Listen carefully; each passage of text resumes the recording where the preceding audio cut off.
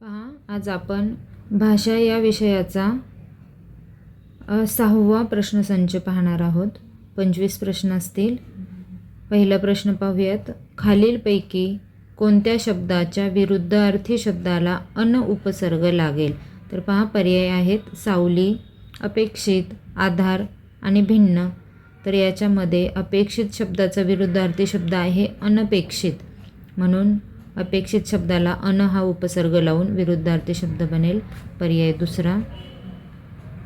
प्रश्न 2. खालीलपैकी गटात न बसणारे सर्वनाम कोणते? पहा, सर्वनाम आहेत तू, तो, ते आणि ती. हे सर्व सर्वनाम आहेत. आता याच्यापैकी गटात न बसणारे म्हणजे वेगळे सर्वनाम कोणते आहे?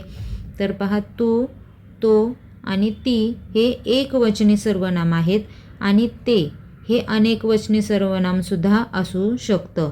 म्हणजे ते सर्व म्हणजे समोर जास्त वस्तू किंवा जास्त व्यक्तीसुद्धा इथे असू शकतात. म्हणजे हे अनेकवचनी सर्वनाम आहे, म्हणून हे गटात न बसणारे आहे. पर्याय तिसरा. प्रश्न तिसरा पहा आता. खालीलपैकी कोणता शब्द अलंकारिक नाही? पहा, अलंकारिक नसणारा शब्द पिकले पान, पांढरा परीस, गाजर पारखी हे तीनही अलंकारिक शब्द आहेत, परंतु रागीट हा साधा शब्द आहे. हा अलंकारिक शब्द कोणताही अलंकारिक शब्द हा नाही, म्हणून पर्याय चौथा हे याचं उत्तर आहे. प्रश्न 4. रस्ता काय वाघसिंह आहे खाऊन टाकायला? पहा, आता इथे या वाक्यात किती प्रकारची विरामचिन्हे आली आहेत हे विचारले.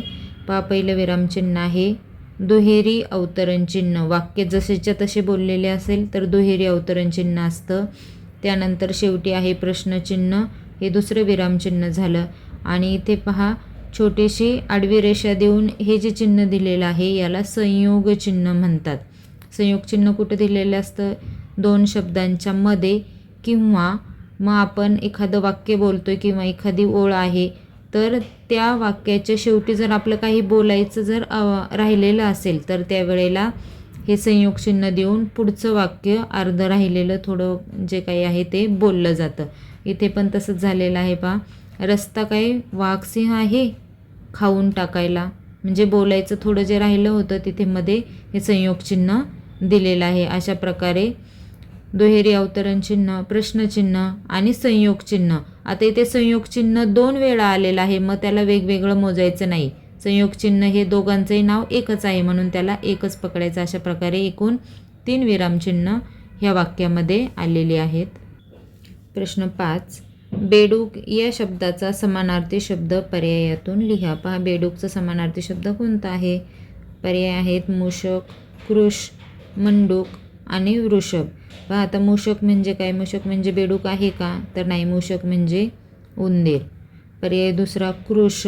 पहा, कृष म्हणजे काय आहे? बेडूक आहे का? तर नाही, कृष म्हणजे एकतर दुबळा किंवा अतिशय बारीक असा कृष, म्हणून पर्याय दुसरा सुद्धा याचं उत्तर नाही. पर्याय तिसरा मंडूक, तर हा योग्य समानार्थी शब्द आहे. मंडूक म्हणजे बेडूक. आणि चौथा पर्याय आहे वृषभ. वृषभ म्हणजे बैल, त्याच्यामुळे हा सुद्धा पर्याय नाही, तर पर्याय तिसरा हे याचं योग्य उत्तर आहे. प्रश्न 6. डावीकडे दिलेल्या नामाचा विरुद्धलिंगी शब्द पुढीलपैकी कोणता? पहा, डावीकडे म्हणजेच हा शब्द दिलेला आहे आपल्याला वानर, आणि वानरचा विरुद्धलिंगी शब्द आहे वानरी. वानरचा विरुद्धलिंगी शब्द कोणता आहे? वानरी. इथे अनेक पर्याय दिले आहेत, वानेर, वानरे, वानसेन, तर हे चुकीचे पर्याय आहेत. योग्य पर्याय आहे वानर, वानरी. पर्याय पहिला. प्रश्न 7. पुढे दिलेल्या म्हणीच्या समानार्थाची म्हण पर्यायातून शोधा. पहा, आता कोणती म्हण दिली आहे? तर नळी फुंकली सोनारे, इकडून तिकडे गेले वारे. ह्या अर्थाची म्हण आपल्याला खाली पर्यायातून शोधायची आहे. पहा, पर्यायात कोणत्या म्हणी दिल्या आहेत? गर्वाचे घर खाली, पालथ्या घड्यावर पाणी, अति खाणे, मसनात जाणे, पोकळ वाशांचा आवाज मोठा, या म्हणी दिलेल्या आहेत. आता आपल्याला पहा, नळी फुंकली सोनारे, इकडून तिकडे गेले वारे म्हणजे काय? तर आपण समोरच्याला जे काही बोलतो किंवा जे काही उपदेश करतो तर त्याचा समोरच्यावर काहीच परिणाम होत नाही. म्हणजे नळी फुंकली सोनारे, इकडून तिकडे गेले वारे, काही ऐकलं नाही, काही परिणाम झाला नाही, सांगणाऱ्याने जे सांगितलं त्याचा. याचाच अर्थ आहे पालथ्या घड्यावर पाणी. म्हणजे ह्या दोन्ही म्हणी काय आहेत, समानार्थाच्या आहेत. पर्याय दुसरा हे याचं योग्य उत्तर आहे. प्रश्न 8वा, खालील पर्यायातील शुद्ध शब्द ओळखा. पहा, शुद्ध शब्द आपल्याला ओळखायचा आहे. पर्याय वाचूयात. पहिला भरकन, त्याच्यानंतर भर अर्कन, बहुतेक आणि भीती. तर यामध्ये पहा, इथे तर हा शब्द लिहायला चुकलेला आहे. भर अर्कन असा त्याचा उच्चार होतो, म्हणून हा चुकीचा शब्द आहे. बहुतेक या शब्दामध्ये हला पहिल्या ऊची मात्रा असते आणि भीती या शब्दामध्ये भला दुसऱ्या ईची मात्रा असते, म्हणून हा शब्दसुद्धा चुकलेला आहे. म्हणून योग्य शब्द किंवा बरोबर शब्द आहे भरकन, हा शुद्ध शब्द आहे. प्रश्न 9, वाटा या शब्दाचे वेगवेगळे अर्थ असलेला पर्याय निवडा. पहा आता, वाट, इथे वाटा या शब्दाचे पहा वेगवेगळे अर्थ दिलेले आहेत. पहिला अर्थ पहा, इथे वाटचे अनेक वचन जर केलं तर त्याचा शब्द होतो वाटा. त्यानंतर द्या म्हणजे देणे किंवा वाटा त्याचा वाटा करणे किंवा मग त्याचा हिस्सा म्हणजेच वाटा. आपण वाटे करतो, एखादी वस्तू असेल काय असेल तर त्याचे आपण वाटे करतो म्हणजे त्याचे हिस्से करतो. किंवा देणे म्हणजे सुद्धा वाटाच आहे. तर पर्याय पहिला हे याचं योग्य उत्तर आहे. आता दुसरा पर्याय पाहूयात. फुलांचा वाटा म्हणजे वाटे करून ठेवणे, फुलांचे त्याचे भाग करून ठेवणे. म्हणजे हा पर्याय, हा अर्थ बरोबर आहे, परंतु दिशा म्हणजे वाटा होत नाही, म्हणून हा पर्याय दुसरा चुकीचा आहे. पर्याय तिसरा पहा, अनेक वाटा. वाटा इथे वाटांचा अर्थ आहे रस्ते. हा पर्याय बरोबर आहे, परंतु इथे वाटीचे जर पुल्लिंग केलं, वाटी, ती वाटी स्त्रीलिंग आहे म्हणून त्याचं पुल्लिंग जर केलं तर वाटा होतं का? वाटीचं पुल्लिंग वाटा तर नाही. हे चुकीचा पर्याय आहे. आणि पर्याय चौथा, वाटणे. वाटा म्हणजे वाटणे हे बरोबर आहे, परंतु वाटा म्हणजे अपूर्णांक, हे चुकीचं आहे. अपूर्णांकमध्ये आपण त्याला वाटा म्हणत नाही तर भाग म्हणतो. एखाद्या वस्तूचे किंवा वर्तुळाचे आपण जेव्हा समान भाग करतो त्याला अपूर्णांक म्हणतात, वाटा म्हणत नाहीत. म्हणून पर्याय पहिला हे याचं योग्य उत्तर आहे. प्रश्न 10, खालीलपैकी चुकीची समूहदर्शक शब्दांची जोडी कोणती? वा चुकीची जोडी आपल्याला शोधायची आहे. मडक्यांची उतरंड बरोबर जोडी आहे. द्राक्षांचा घड बरोबर जोडी आहे. माकडांची टोळी ही सुद्धा जोडी बरोबर आहे. परंतु पर्याय तिसरा जो आहे फळांचा ग्रोस, तर ही चुकीची जोडी आहे. फळांचा काय असतो? घोस असतो. फळांचा काय असतो? घोस, म्हणून ही चुकीची जोडी आहे. पर्याय तिसरा. आता पहा पुढे प्रश्न 11 ते 13 साठी सूचना आहे. खालील कविता वाचून त्या खालील प्रश्नांची उत्तरे पर्यायातून निवडा. आता सर्वप्रथम कविता वाचायची. कविता वाचताना समजपूर्वक वाचायची. ती कविता कशाबद्दल आहे, कवितेमध्ये कशाचं वर्णन केलं आहे, हे कविता वाचताच लक्षात घ्यायचं आहे. सर्वप्रथम आता आपण कविता वाचूयात. माझं सौंदर्य कधी पाहिलंच नसेल, माझा अनुभव कधी घेतलाच नसेल, माझ्या कुशीत कधी येऊन पहा, कधी मलाही तुम्ही जवळून पहा. डोंगरांची वस्ती माझ्यात आहे, झाडे वेलींची गर्दी माझ्यात आहे, नद्या नाले ओढे धुंदती हवा, कधी माझ्या अंगणात येऊन पहा. रिमझिम पावसात भिजून जा, कधी गडद धुक्यात न्हावून जा, लांब पारंब्यावर झुलत रहा, कधी झऱ्यातून चालून पहा. सुंदरता अजूनही माझ्यात आहे, बस तुमच्या मदतीची साथ पाहे. आजही देईन तीच गार हवा, किमान एक तरी झाड लावून पहा, किमान एक तरी झाड लावून पहा. पहा, ही जर कविता आपण जर निरीक्षण केलं तर कवितेमध्ये निसर्गाचं वर्णन आपल्याला केलेलं दिसतं. झाडे, हवा, वेली, डोंगर, पाणी, पाऊस अशा प्रकारे सर्व निसर्गाचं वर्णन ह्या कवितेमध्ये आपल्याला दिसत आहे. आता आपण प्रश्न पाहूयात. प्रश्न 11, माझ्या कुशीत येऊन पहा असे कोण म्हणत आहे? पहा, माझ्या कुशीत येऊन पहा असं कोण म्हणत आहे? तर पहा, इथे कवितेमध्ये आपल्याला डोंगर दिसत आहे, झाडे दिसत आहे, पाऊस दिसत आहे, परंतु फक्त एकच कोणाचे वर्णन याच्यामध्ये आहे का? तर ह्या सर्वांचं, डोंगर, झाडे, पाऊस या सर्वांचं वर्णन आहे, म्हणजेच निसर्गाचं वर्णन आहे कवितेमध्ये. म्हणून माझ्या कुशीत येऊन पहा असं कोण म्हणत आहे, तर निसर्ग म्हणत आहे हे. म्हणून पर्याय तिसरा हे याचं योग्य उत्तर आहे. प्रश्न 12, कशात न्हावून जा असे कवितेत म्हटले आहे, तर पहा गडद धुक्यात न्हावून जा. गडद धुक्यात म्हणजे धुक्यात न्हावून जा असे इथे कवितेत म्हटले आहे. म्हणजे पर्याय दुसरा हे याचं योग्य उत्तर आहे. पावसात न्हावून जा, पाण्यात न्हावून जा, नदीत न्हावून जा असं कवितेत ओळ नाही आहे. प्रश्न 13, पाण्याच्या किती स्रोतांचा उल्लेख कवितेत आला आहे, तर पहा इथे कवितेमध्ये नद्या, नाले, ओढे आणि इथे झरा, हे झऱ्याचा सुद्धा उल्लेख कवितेमध्ये आलेला आहे. अशा प्रकारे एकूण 4 स्रोतांचा उल्लेख, पाण्याच्या 4 स्रोतांचा उल्लेख कवितेत आलेला आहे.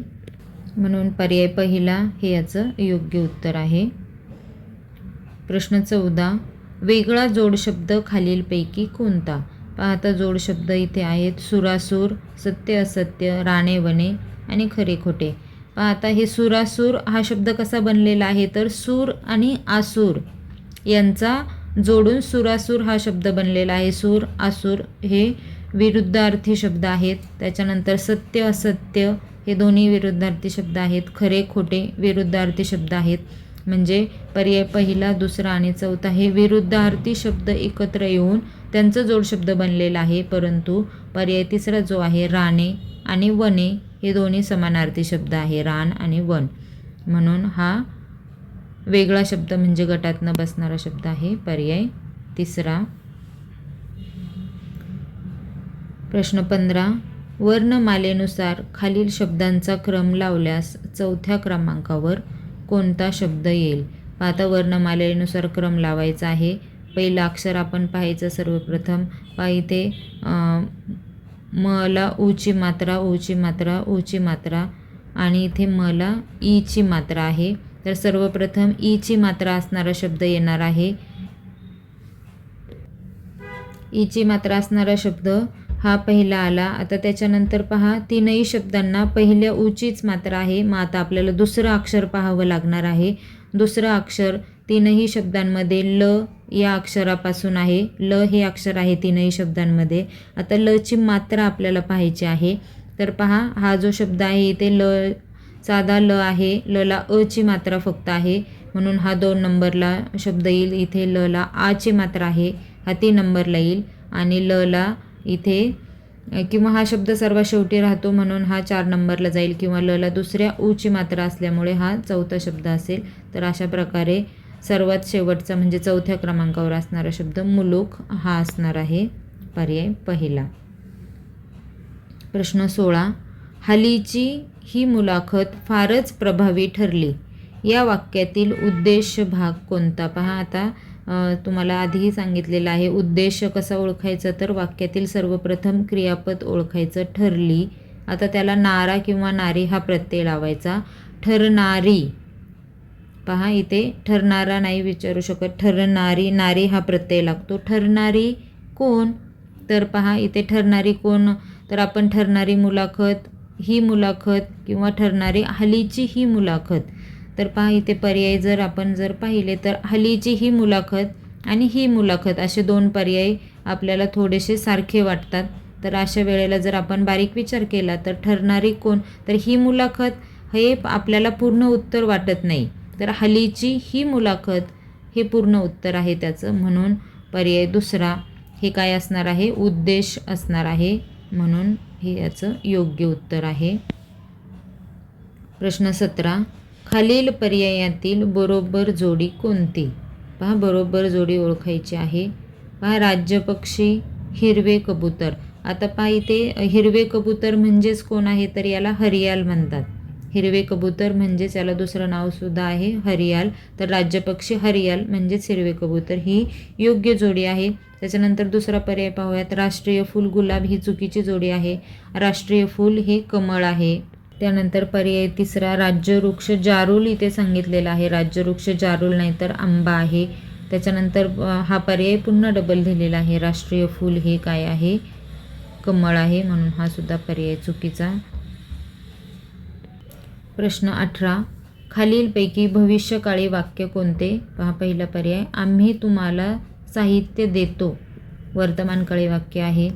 त्यांनी आम्हाला साहित्य दिले हे भूतकाळी वाक्य आहे.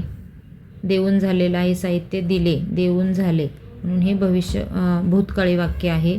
पर्याय 3 आम्ही तुम्हाला खाऊ देणार हे भविष्यात होणारं वाक्य आहे. भविष्यात घडणारी ही घटना आहे म्हणून हे भविष्यकाळी वाक्य आहे.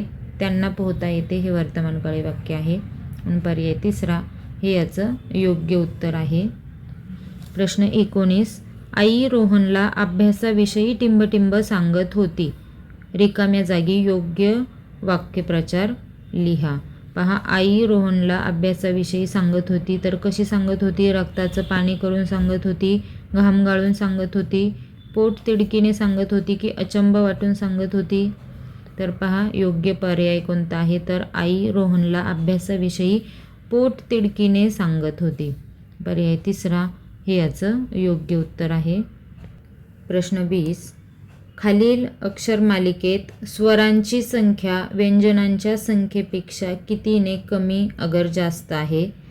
पहा, आता इथे अक्षरमालिका दिलेली आहे म्हणजेच हे अक्षरं दिले आहेत. आता आपल्या याच्यामध्ये स्वरांची संख्या आणि व्यंजनांची संख्या आपल्याला शोधायची आहे. सर्वप्रथम आपण स्वर पाहूयात. पहा, ऋषीचा हा एक स्वर आहे.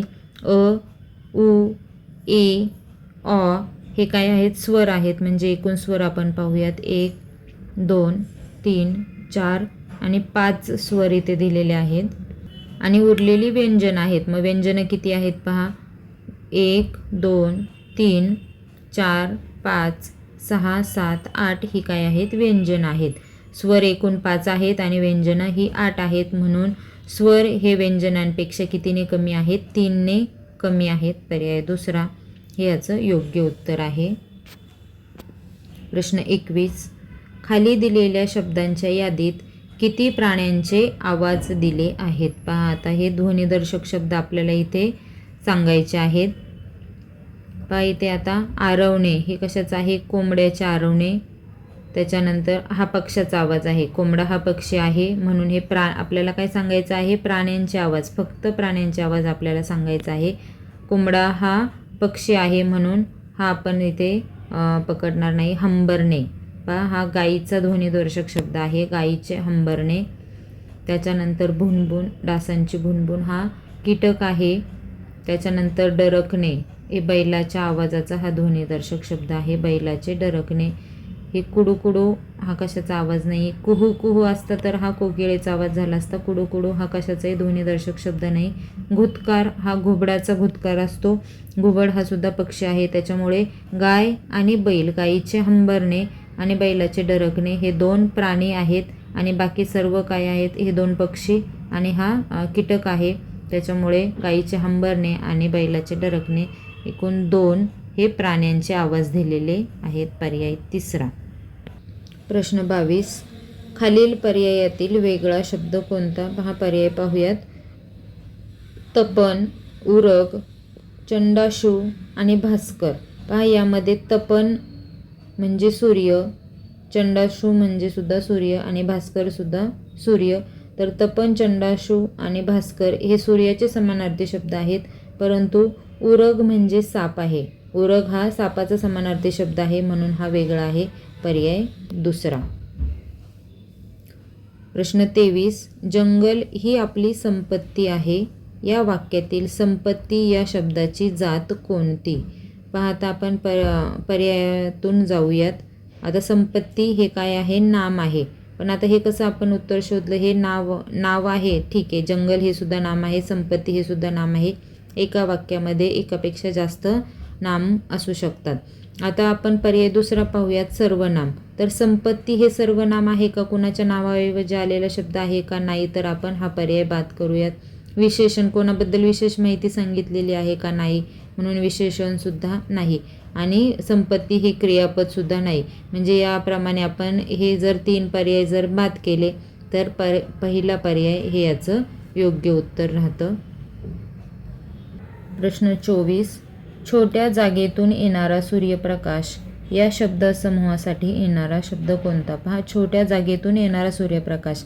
इथे पहा, तुम्ही पाहू शकता, जर घराचं छत हे जर पत्र्याचं किंवा आणखी कुडाचं वगैरे जर असेल आणि जर पत्र्याला जर एखादं छोटंसं जर छिद्र असेल तर त्या छोट्याशा छिद्रातून जेव्हा सूर्याचा उजेड आतमध्ये येतो घरामध्ये, तेव्हा तो आपल्याला एखाद्या अशा रेषेमध्ये आलेला दिसतो. आणि असा जो सूर्यप्रकाश येतो तर त्याला कवडसा असे म्हणतात. म्हणजे छोट्या जागेतून येणारा सूर्यप्रकाश म्हणजेच काय आहे, कवडसा. पर्याय दुसरा हे याचं योग्य उत्तर आहे. प्रश्न 25. ढोली खालीलपैकी कोणाची? कोण ढोलीमध्ये राहतं? घरदर्शक शब्द आहे. पोपट हा ढोलीमध्ये राहतो. घार, मोर किंवा साप हे ढोलीमध्ये राहत नाहीत, म्हणून पर्याय तिसरा हे याचं योग्य उत्तर आहे.